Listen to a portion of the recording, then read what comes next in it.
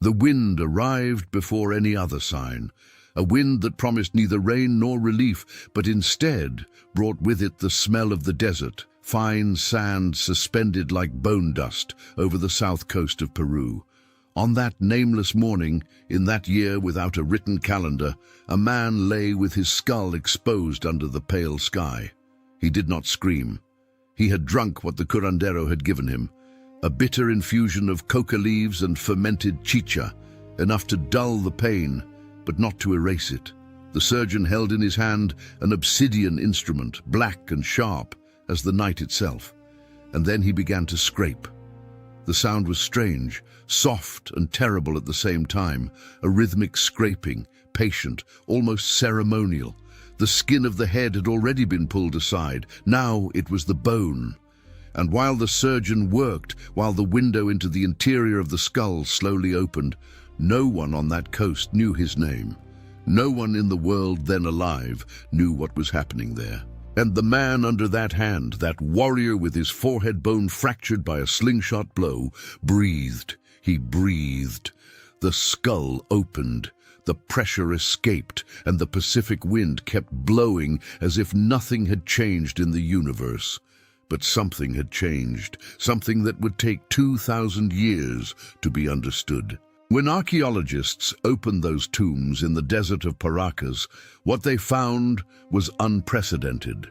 Skulls with perfect holes, healed edges, surfaces where the bone had slowly grown back over the wound.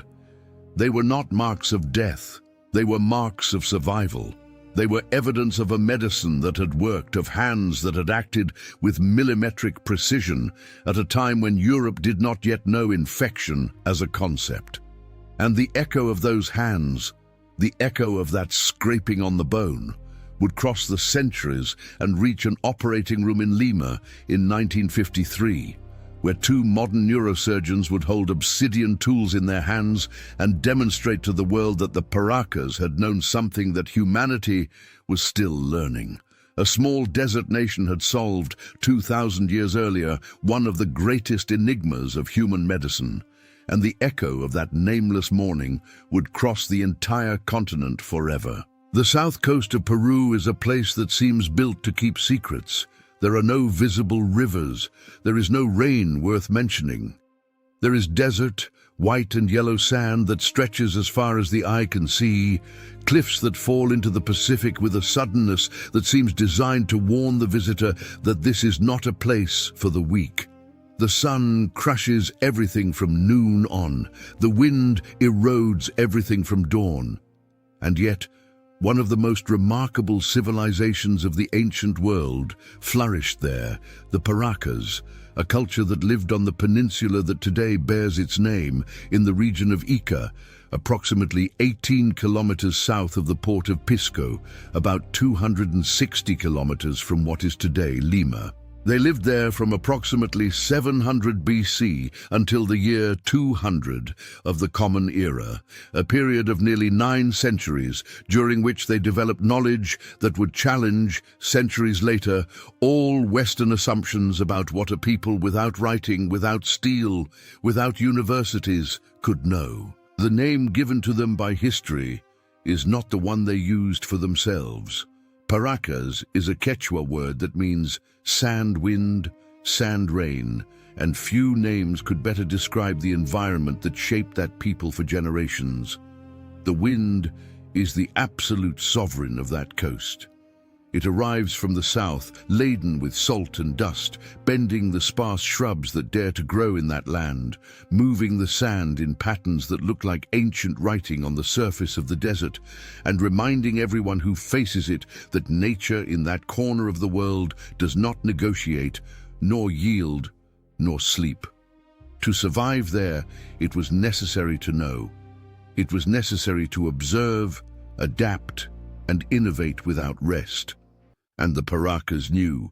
They learned to build underground irrigation canals that captured water from deep aquifers and led it toward the farmlands where the desert ended and life began. They learned to raise alpacas and llamas in the high valleys to obtain the wool with which they wove their extraordinary mantos.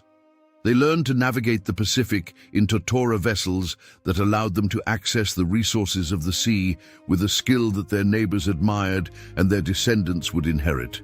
And they learned, above all things, to understand the human body in a way that no other civilization in the ancient world had achieved in that same period.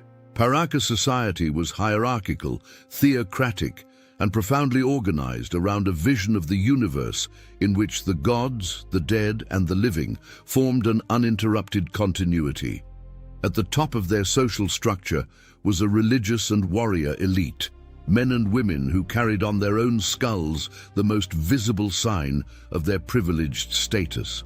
An elongated head stretched vertically upward, molded from the first months of life, to separate the noble from the common man with a sign that no ornament, no fabric, no title could surpass in permanence.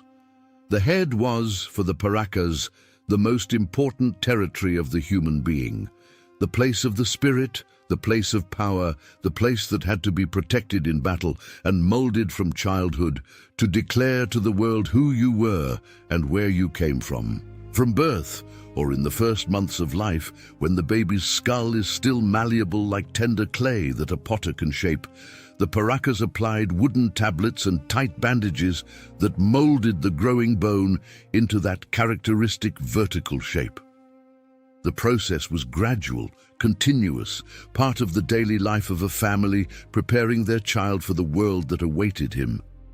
The child who grew up with that distinct head carried engraved in the bone forever the announcement of who he was. It was a mark that time could not erase, that the desert could not gnaw away, that no enemy could snatch. Bone records show that there were different types of cranial deformation among the Parakas, and that some of those types were associated with the individual's gender, suggesting that the social categories of that people were more complex and more nuanced than any simplified vision of the ancient world could assume. It was not simply elite and common people. There were gradations, identities, and positions in the social cosmos that were marked in the bone before the child could even walk. Beside them, intertwined with the power of that elite, but with an authority of their own that emanated from knowledge and not from lineage, were the doctors, the surgeons, the men and women who knew the secrets of the body. They were not simply healers reciting formulas over the sick. The evidence they left in the bones of their patients indicates something much more precise, much more systematic, much more deliberate. They were professionals of a medicine that no European of that same era would have recognized as such if they could have seen it, but it was more effective than anything Europe would produce for centuries, much more effective in some fields than what Europe would produce for 2,000 years. The history of the Parakas is divided into two great periods that the archaeologist Julio Cesar Tello, their modern discoverer, clearly identified in the 20th century from the tombs he excavated on the peninsula. The first, called Paracas Cavernas, extended approximately between 700 BC and 500 BC. In that period, the Parakas buried their dead in tombs excavated vertically into the ground, in the shape of an inverted cup or a high-necked bottle, whose basin could reach more than 6 meters deep into the rock and the compact sand of the desert. In those dark chambers, mummified bodies were wrapped in brightly colored textiles decorated with figures of felines, snakes, fish, and birds, all the sacred fauna of the Andean world that in the ceramics of that era showed the clear influence of the great Chavin culture of the north, that mother civilization that radiated its cosmology throughout the territory that is now Peru during the preceding centuries. The tombs of Paracas Cavernas were small but dense. Each could contain dozens of funerary fardos piled on top of each other, each a world of its own, an individual story wrapped in layers of cloth and loaded with offerings. The second period, called Paracas Necropolis, extended approximately between 500 BC and the year 200 of the Common Era. In that period, the way of burying changed profoundly. Cemeteries became more elaborate, more monumental. At the site of Huaricayan, very close to Cerro Colorado, Julio Cesar Tello discovered in 1927 a rectangular-shaped cemetery divided into large underground chambers that housed the dead of entire families or clans, generation after generation. A city of the dead, he called it, a necropolis. And the name stuck, although later research suggested that Wari Kayan had originally been a populated center whose rooms were reused as sepulchres. There he found 429 mummies, each wrapped in multiple layers of textiles of extraordinary quality, surrounded by offerings of corn, yucca, beans, palares, muyu necklaces, fox skins, and fans of bright feathers brought from the jungle. The manto closest to the body was always the finest, the most elaborate, embroidered with images representing the mythical universe of the Paracas.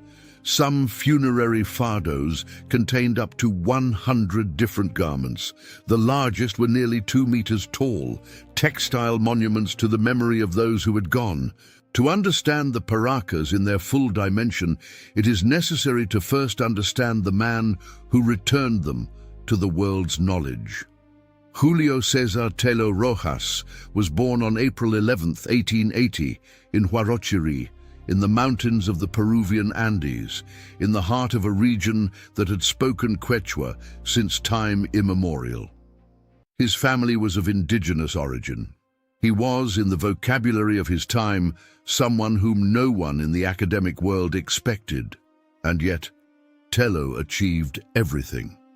With a determination that can only be described as that of someone who knows they have something important to tell the world, he convinced the Peruvian government to finance his studies. He completed his medical degree at the Universidad Nacional de San Marcos. He traveled to Europe. He studied at Harvard, and he returned to his land with the profound conviction that the civilizations waiting to be discovered in Peruvian soil had nothing to envy of any that the Western world had celebrated. In July 1925, Tello arrived at Cerro Colorado on the Paracas Peninsula, accompanied by his faithful disciple Toribio Mejia Gespe. Rumors that tombs existed in that region had circulated for years among the Huaqueros, the tomb raiders who had devastated archaeological sites across the country in search of ceramics and precious metals to sell. Tello arrived before the damage was total. He arrived with a shovel, with a notebook, and with the eye of a doctor who knew how to recognize a bone from other material. What he found transformed him. The inverted cup-shaped tombs, excavated more than 6 meters deep, loaded with funerary fardos that the desert had preserved with astonishing fidelity. Mummies in the fetal position, wrapped in colored fabrics that the sun had been unable to fade. And skulls that no archaeologist trained in the European tradition would have known how to interpret with the same immediacy as Tello, because Tello was a doctor. Clean holes, smooth edges, and around those edges, new bone growth, regenerated tissue partially filling the opening. They were not marks of post-mortem violence. They were surgical interventions performed on living beings who had survived long enough for their own bodies to begin healing the wound. That was not damage. It was medicine. It was a window deliberately opened into the interior of the skull of a human being who had continued living after that window was opened, even if he could never have told it in words. Tello, who had studied the practice of trepanation among the communities of Huarochirí during his years as a medical student, immediately recognized what he had before his eyes. But the scale of what he saw, the technical quality of what he saw, surpassed anything any previous reference could have prepared him to find. 2 years later, in 1927, along with Mejia Gespe, he discovered the necropolis of Wari Kayan, and with it, the full scale of what the Paracas had achieved in medicine became impossible to ignore. Skulls with trepanations were counted by the dozens, then by the hundreds. Some had a single surgical intervention. Others showed 2, 3, 4 procedures performed at different times in the same person's life. One individual had survived 3 cranial surgeries. The 4th killed him. But 3 times they had opened his skull, and 3 times his body had resisted. 3 times those obsidian hands had entered the most sacred and fragile territory of the human body, and 3 times life had won. On the side of those who suffered and survived, there were warriors, young men mostly, although the record also includes women and elderly people. The bone record of the Paracas shows that their cranial fractures were frequent and characteristic. They occurred on the frontal part of the skull, preferably on the left side, in the exact pattern of blows received from right-handed enemies attacking from the front in hand-to-hand combat. The weapons used by the Paracas and their neighbors were mainly slingshots, clubs made of bone and heavy wood, and dart throwers. Not long-edged swords, blunt projectiles and heavy sticks that fractured the bone without penetrating it, producing internal depressions, creating a slow and deadly pressure under the skull, wounds that could kill in days if no one intervened. And someone intervened. The Paracas surgeon was a figure of accumulated knowledge and recognized social power. We do not know their names. They left no writings. But they left their work in the bones of their patients, and in those bones we can clearly read the curve of their collective learning over generations. The oldest surgeons from the cavernous period opened enormous windows in the skull of dimensions that today astonish modern neurosurgeons who study them. The survival rate of those early interventions was around 40%. Which means that 4 out of 10 patients survived a procedure that would have killed practically any patient anywhere else in the world in the same era, high by any standard of the time. But with room for improvement, and the Paracas improved. Over time, with accumulated experience carefully passed from master to apprentice in a training process that must have lasted years, the Andean surgeons refined their techniques. They reduced the size of the interventions. They perfected their control of the instruments. They improved the management of bleeding and the tradition that their cultural successors, the Wari, the Tiahuanaco, and finally the Incas, would inherit, would reach survival rates exceeding 70%. More than double what military surgeons in the American Civil War, in the middle of the 19th century, could obtain with all the steel and all the anatomical knowledge of the Western medicine of their time. The instruments they used were simple in appearance, but extraordinary in result. Obsidian, the black volcanic glass that abounds in Andean geology, could be flaked to an edge that the metals of the era could not match.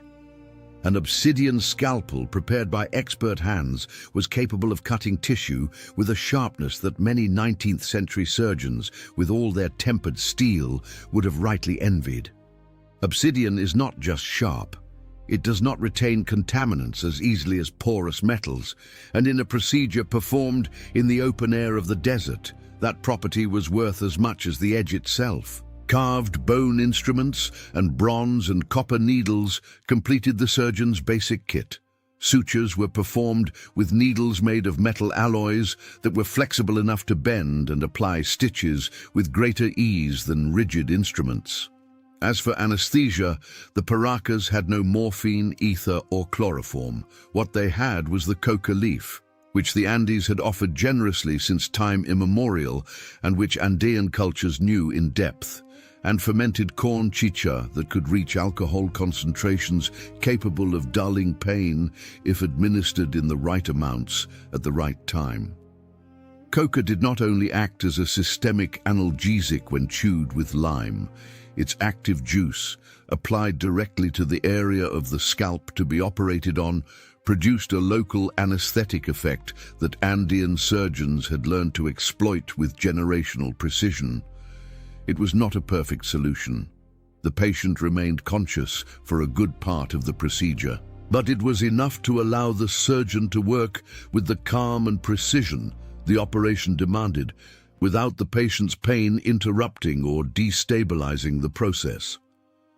The techniques the Paracas developed to perform trepanation were essentially 3, and we can identify them clearly in the skulls we preserve because each leaves a different morphological mark on the bone. The first was scraping, rubbing the obsidian instrument repeatedly over the same area of the skull, thinning the bone with patience and continuous control of depth until crossing from one side to the other without damaging the meningeal membranes that protect the brain. It was the slowest technique, the one requiring the greatest sustained skill and constant attention, but the one that produced a cleaner opening, with more regular edges and less risk that excessive pressure in a moment of carelessness would cause an uncontrolled sudden penetration. The second was the linear cut, which consisted of tracing crossed incisions in the bone, forming a square or rectangle, and then lifting the resulting fragment with calculated care. It was faster than scraping, but required more strength and greater control of depth at the moment of the cut. The third was serial drilling, a sequence of small holes arranged in an arc or circle that could then be connected to extract a complete bone fragment, adapting the size and shape of the opening to the specific needs of each case.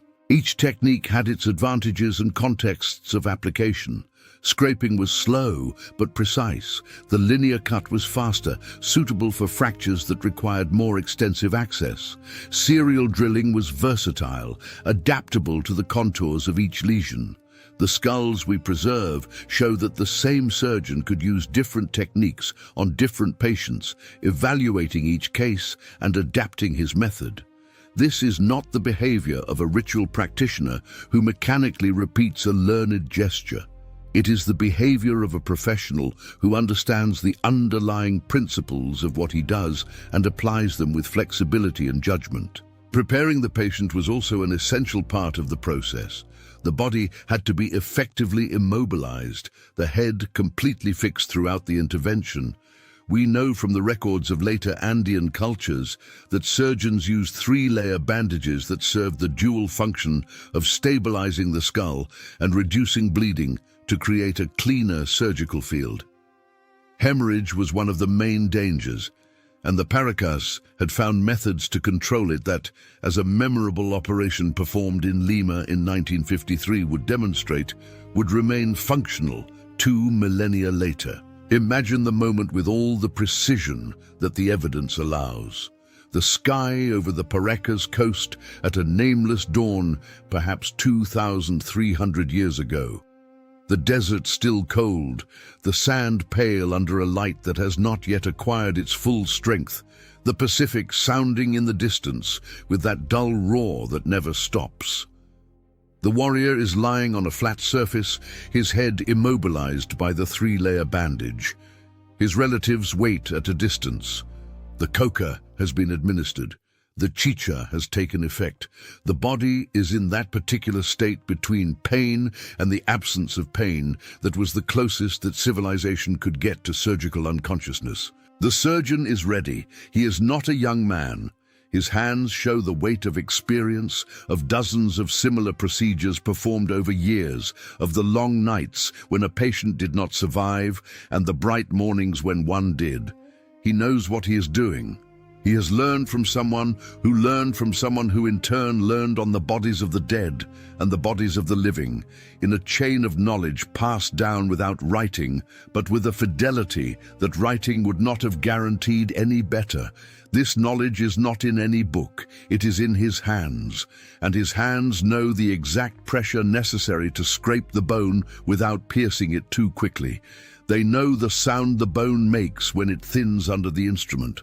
They know the difference between the resistance of a healthy skull and the slightly altered resistance of a skull that has been fractured from within. That difference, that imperceptible texture that only fingers trained for years can read in real time, is the boundary between saving that man and killing him.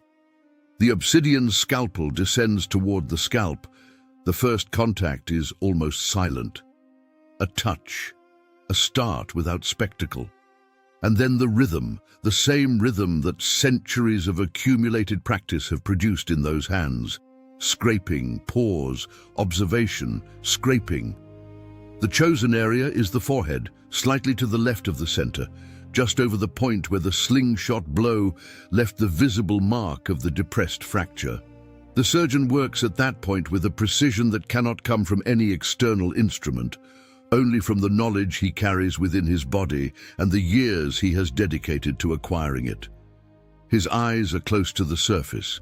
His fingers read the bone as another man might read the water of a river to find safe passage, looking for the signal that indicates when the depth is sufficient. The window opens. It is small at first, barely the width of a finger, but sufficient. The pressure that had built up under the fractured skull, the pressure that for days had pushed the brain against its limits and filled every heartbeat of that warrior with pain, finds its exit. There is blood, there is dark fluid. The surgeon works calmly, cleaning with materials he knows, controlling the bleeding with the techniques his master taught him in years of patient and rigorous apprenticeship.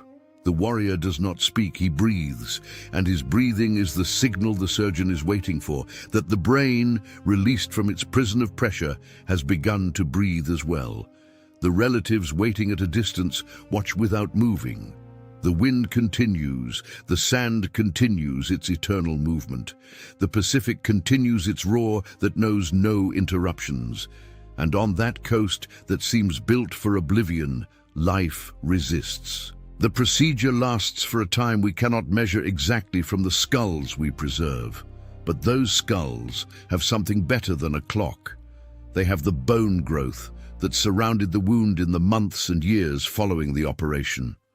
That growth is slow, millimetric, patient as life itself when it decides to resist. And it resists for months, for years, for perhaps an entire decade of life after that morning.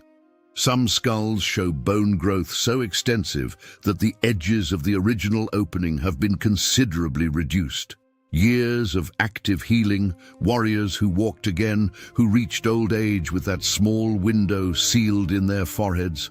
A silent testimony to a morning when someone decided, with obsidian and will, that they were not going to die. Ancient Peru today has more trepan skulls than all the rest of the world combined. That figure alone, which researcher John Verano of Tulane University documented after decades of study and more than 800 trepan skulls examined, should stop anyone who thinks that knowledge always advances in a single direction, that the past was always more ignorant than the present, that civilizations without writing were by definition civilizations without science. The Paracas, in that nameless desert visible on no ancient map of the Western world, had developed a surgical tradition that has no equivalent anywhere else in the world in the same historical period. And in parallel with that medicine that intervened on bone to preserve life, the Paracas had also developed a practice intended to speak with the dead, or more precisely, to speak through the dead, about who the living were: textiles. The Paracas mantos are, for many specialists in art history and textile archaeology, the most extraordinary that any civilization on the American continent has produced in any period. Woven in alpaca and llama wool brought from the high valleys and the Andean plateaus, complemented with cotton fibers grown in the irrigated valleys of the coast, adorned in the most luxurious examples with feathers from parrots and macaws brought from the Amazon jungle through exchange networks that covered thousands of kilometers of territory, crossing snow-capped mountains and endless deserts with a regularity that speaks of an economic and social organization more sophisticated than the geographical dimensions of the Paracas territory might suggest. The colors of those textiles have not faded. Vibrant yellow, blood red, navy blue, jungle green, absolute black, sand white. A palette of tones that 2,000 years of desert have been unable to steal because the desert itself, with its extreme dryness and underground darkness, has preserved them like an archivist who never sleeps and never allows the moisture that destroys fiber. And in those cloths, the entire universe of the Paracas is embroidered in thread with a technical precision and iconographic density that modern world museums exhibit today with silent reverence. The oculated being, the supreme divinity with large round eyes that see everything. the feathered serpent that connects heaven and earth, the feline with open jaws, representing the power of war and the ferocity of nature, the shaman in flight between the visible and invisible worlds, the entire mythology of a people who left no alphabetic writing, but who embroidered their cosmology in camelid thread with an eloquence that needs no translation. Each mummy buried in the great funerary fardos of Huari Cayán and Cerro Colorado was wrapped in layers of those textiles, from the simplest on the outside to the most intimate manto, the most sacred, the one of highest technical quality, directly against the body. The most elaborate fardos contained up to 100 different garments, and scholars who analyze them today with high-tech instruments discover in each new layer a deeper story of the individual resting at the center. Their identity, their position, their relationship with the cosmos, their preparation for the journey that began with death. The textile was, for the Paracas, also a form of medicine for the soul, a way of protecting the dead in their transition, of wrapping them in the visual language of faith, of affirming with every embroidered thread that death was not the end, but the threshold of something that the desert, with all its uncompromising hardness, could not interrupt. The warrior who survived the trepanation continued living within that community. We do not know his name. We do not have his story in words. But his skull speaks with an eloquence that no text could surpass. The edges of the trepanation show that the bone grew again over the wound in the years following the operation, partially filling the opening with new tissue that the body generated with the slowness and determination that characterize bone regeneration.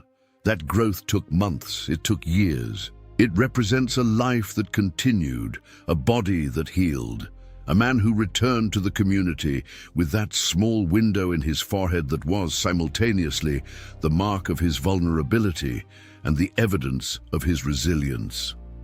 The community surrounding him followed its rhythms. The irrigators continued opening the underground canals that brought water from deep aquifers to the farm fields where cotton grew under the cloudless coast sun. The weavers continued turning alpaca and llama wool into colored mantos that looked like paintings moving in the wind when the dead were wrapped in them during funerary ceremonies. The potters continued modeling figures of felines and snakes and deities in clay that they fired in kilns buried in the desert. The priests continued reading the cosmos in the movement of the stars over that cloudless coast where the night sky was of a clarity that modern pollution has erased forever.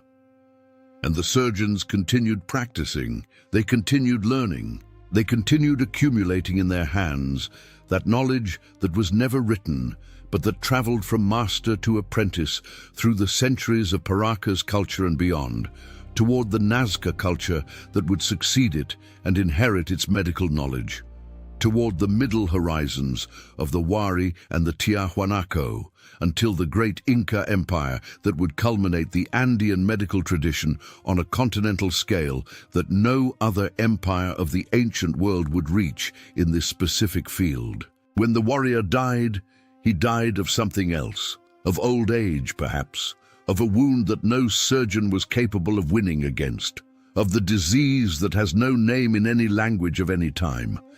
And his body was prepared with the care that society reserved for its dead, the viscera removed, the cranial cavity reverently emptied, wrapped in raw cotton and then in cloth, placed in the fetal position like one returning to the origin, surrounded by the offerings he would need on the journey, the corn, the yucca, the beans, the muyu necklace, the fox skin, the fan of bright feathers that had crossed the mountains from the jungle to reach that coast, and on top of all that, the mantos, layer after layer of textiles that spoke of who he had been, of what place he had occupied in the cosmos of the living, of what was expected of him in the cosmos of the dead. And the desert did what it always does. It preserved everything. It kept it in its silence of sand and salt and underground darkness for 2,000 years, waiting. In July 1925, Julio Cesar Tello descended towards Cerro Colorado on the Paracas Peninsula. He was 45 years old. He carried with him decades of study, of travel, of conviction, and what he found on that hill of red rock confirmed, with a force that even he did not expect, that his conviction was more than correct. The inverted, cup-shaped tombs, the intact funerary fardos that the desert had kept like a treasure, the colored textiles that time had been unable to dim, and the skulls with their obsidian windows, with their edges of regenerated bone, with their silent testimony of a science that had flourished here, in this apparently inhospitable desert, 2,000 years before any European knew that coast existed. Tello looked at them as a doctor and as a Peruvian, and he understood both things at once, that he was looking at the evidence of one of the most advanced surgical traditions of the ancient world, and that this tradition was that of his own people. The people whose descendants had sown in him, without knowing it, the determination to reach that place. Tello dedicated the rest of his life to that work. In 1927, along with Mejia Gespe, he discovered the necropolis of Huaricayan and its 429 mummies. He spent 2 decades excavating, documenting, cataloging, and interpreting. In 1939, he was named director of the Museo Nacional de Arqueología, Antropología e Historia del Perú, where today most of his Paracas collection is kept. 429 funerary fardos, more than 200 mantos of exceptional quality, hundreds of skulls that are the library of stone and bone, of a science without written words. He died on June 3, 1947, without having been able to see the most shocking confirmation of everything he had spent his life documenting. That confirmation arrived 6 years after his death in an operating room in Lima. In 1953, 2 of the most distinguished neurosurgeons in Peru, Dr. Francisco Graña Reyes, founder of the Academia Peruana de Cirugía, and Dr. Esteban Roca Costa, prepared a patient with all the meticulousness of modern medicine. The man was 31 years old. He was a humble carpenter who had suffered a blow to the head. A blood clot had formed under his skull and had robbed him of the ability to speak. The situation was grave. Surgery was necessary, but Doctors Graña and Roca had decided to do something that no modern surgeon had ever attempted in a documented and deliberate way, to operate with the tools of the Paracas. They had spent years studying the trepanned skulls from the museum's collections. They had practiced the techniques on cadavers in the Lima morgue, reproducing the movements that the edges of the ancient skulls taught them in negative. They had learned to use obsidian with the precision that singular material demands, which does not forgive hesitation, but in return offers an incomparable edge. They had reconstructed the 3-layer bandage that Andean surgeons used to stabilize the head and reduce bleeding, creating an almost bloodless surgical field that facilitated the intervention. And on that morning in 1953, before the incredulous attention of the hospital's medical staff, they held in their hands tools of obsidian and bronze and metal alloys borrowed from the Museo Nacional de Arqueología and began to operate. The patient was under modern anesthesia. There were antibiotics to prevent post-operative infection. Everything Tello would have wanted for his warriors of the coast. Everything the Paracas had achieved without any of it.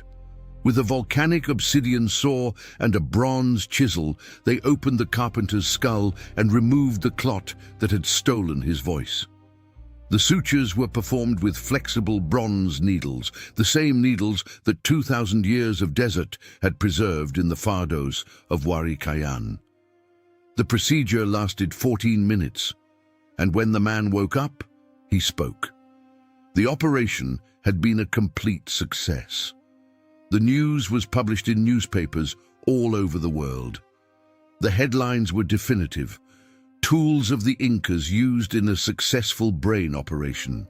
The modern world, with all its technology, with all its centuries of Western medicine, and all its anatomy manuals and all its antibiotics, found itself face to face with the evidence that a civilization that had lived in the desert of southern Peru 2,000 years earlier had known something fundamental about the human body that the world had completely forgotten, that they had known, perhaps, better than anyone. Scientific confirmation would accumulate in the following decades. Systematic studies of hundreds of trepanned skulls would clearly establish the learning curve of that tradition. Surgeons of the cavernous period reached survival rates close to 40%. Their successors would improve those numbers, and by the time the Inca Empire reached its peak, Andean surgeons were operating with rates exceeding 70%. Military surgeons in the American Civil War in the 19th century, with all the steel and chloroform of Western medicine, reached an average of around 50%. The difference speaks for itself. Today, the Paracas skulls are in museums, in the Museo Nacional de Arqueología, Antropología e Historia del Perú in Lima, in the Museo Julio C. Tello on the Paracas Peninsula itself, in the Museo Regional de Ica, and in some museums around the world where they arrived through the complex paths of 20th century archaeology and collecting. When one stands before one of those skulls, what one sees at first seems almost simple: a hole in the bone, smooth or slightly rough edges, a circular or oblong window in the structure that protected the brain of someone who lived 2,000 years ago in a desert with no name known on the maps of any then powerful empire. But if one looks more closely, if one knows what one is looking at, if one has learned to read the bone with the same patience with which those skulls waited to be found, what one sees is something completely different. One sees the work of hands that knew. One sees the learning curve of a science that had no writing but had results. One sees the evidence that this man or woman survived something that in most of the world of their time would have been fatal, and lived for years after that morning in the desert to weave their mantos, grow their corn, raise their children, and grow old under the cloudless sky of the Paracas coast. One sees, in that small circle of bone, patiently scraped by the obsidian of a nameless surgeon, the full dignity of a civilization that the world took 2,000 years to understand. The Paracas desert is still there. The wind continues to blow from the south, laden with salt and sand, following its routine of centuries without any human calendar altering it.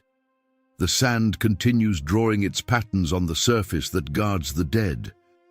And somewhere in that sand, in some fardo still unopened, in some skull that still awaits the patient hand of an archaeologist of the future, there are more stories to tell, more nameless names, more unsigned operations, more evidence that knowledge has no flag, nor language, nor continent, nor skin color, that it can flourish in the most arid place in the world, in hands that never wrote anything in any known alphabet, in men and women who looked at the human body with the radical seriousness it deserves and decided, with a courage that no century should forget, that it was possible to open it and heal it. That it was possible to rescue life from the very edge of the skull, from the exact point where the blow of a stone thrown with a slingshot had left the pressure that slowly killed. That it was possible to win against time, pain, and death with nothing more than obsidian, knowledge passed down with fidelity from master to apprentice, and the unshakable determination not to surrender to what could be repaired. The echo of those hands still vibrates in the bones we preserve, in the skulls in museums that visitors contemplate without fully knowing what they are looking at, in the colored textiles that resist the light of centuries with the same stubbornness with which those warriors resisted pain, in the desert that continues to keep everything that was entrusted to it. And that echo is, perhaps, the purest way in which the Paracas speak to us from their silence of 2,000 years. With the life they return to those whom others would have left to die. With the knowledge they built without paper or ink. With the courage of those hands that held the obsidian over the open skull of a warrior and chose, without hesitation, to move forward.